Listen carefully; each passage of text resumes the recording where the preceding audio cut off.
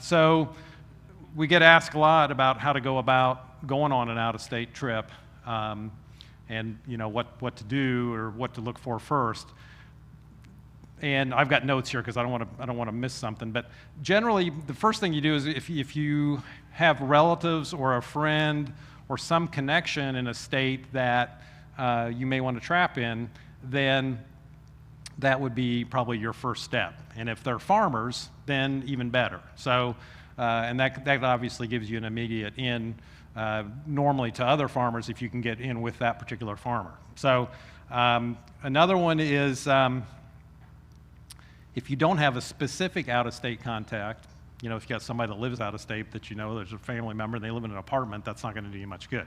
So if you've got friends that go on out-of-state hunting trips, or you go on out-of-state hunting trips yourself, a lot of times you can work through those contacts too, and then just kind of network out off of that. So there are a lot of times, if you're hunting friends, it's not as big a deal here in Indiana, but in a lot of states, there's big deer hunting leases that if you can get in on those. A lot of them want trappers to come in and help control the predators, both that would affect both deer and turkeys in most cases. And then Delta Waterfowl actually offers trapping opportunities for trapping on some of the marsh grounds. So that's kind of a side note, but generally if you can work off that predation idea, then sometimes you'll have an in. Some of those places too will take pretty good care of you. They may buy your license or provide a place to stay, or all of the above, and in some cases they may pay you. So to be honest, I'm not a big fan of I'm doing it for fun, and if as soon as you add in getting paid, that adds another element of them telling you what to do and being over you and maybe giving you directives. So I've been in situations where, and I'll get to that in a little bit, but I don't like that. So anyways, generally if we go on a trip and they want to provide us a free place to stay or buy our license or whatever, that's fine, but I typically don't go further than that. And I know that goes against what some of you may expect or whatever, but that is out there.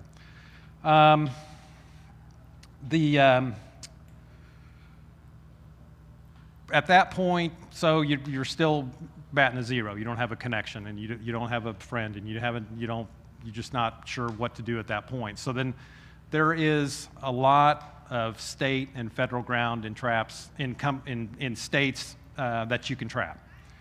So then at that point you want to look, okay, I live in Indiana, and initially it's like, all right, we want to trap bobcats. So where can we go that legally trap bobcats? We can't trap them legally here.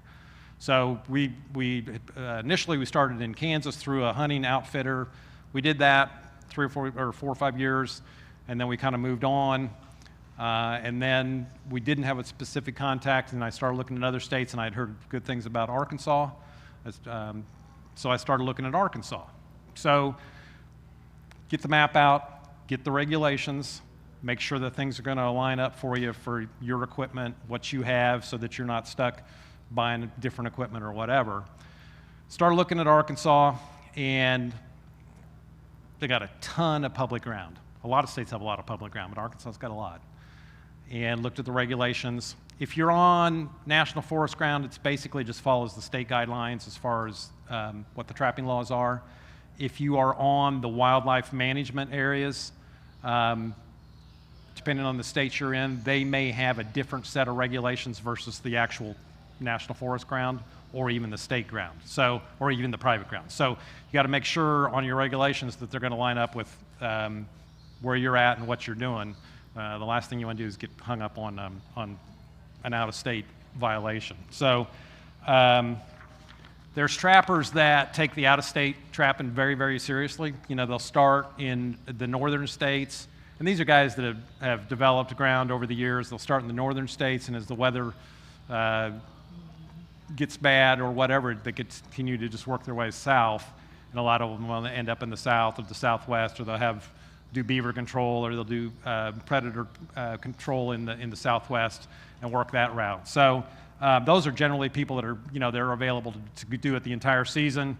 And unfortunately, I don't have that kind of time. But that is an option if you want to follow that weather south as they go. So another thing with non-resident trapping is when you check the regulations, it is possible that they may not allow a non-resident trapping in their state if your state doesn't allow it. So it's got a reciprocal license, so you'll run into that. So Minnesota does not allow non-resident trappers. You can't go to Minnesota and trap. So somebody from Minnesota is going to have a tough time finding a state to go because Minnesota's not allowing them to go up there. So if you're a citizen of, if you're a citizen of the state of Minnesota, then you may run into issues. So fortunately, where we're from, we allow other trappers, and we have no issues with that in that respect.